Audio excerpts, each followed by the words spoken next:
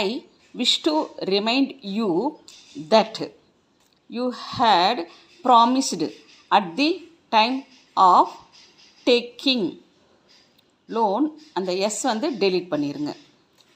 From him, கமாக்கு அப்புறம் ஒரு space கொடுங்க. To repay the amount within 3 months, full stop. Full stopக்கு அப்புறம் 2 ஸ்பேஸ் கொடுங்க. More than a year had elapsed after that, full stop. Full stopக்கு அப்புறம் 2 space கொடுத்துட்டு ரன்னான்னா என்ன அர்த்தம் அப்படின்னா, இப்போது அடுத்த பேரால் கொடுத்ததை ப்ரீவியஸ் பேராவோட சேர்த்து அடிங்கன்னு அர்த்தம். ஸோ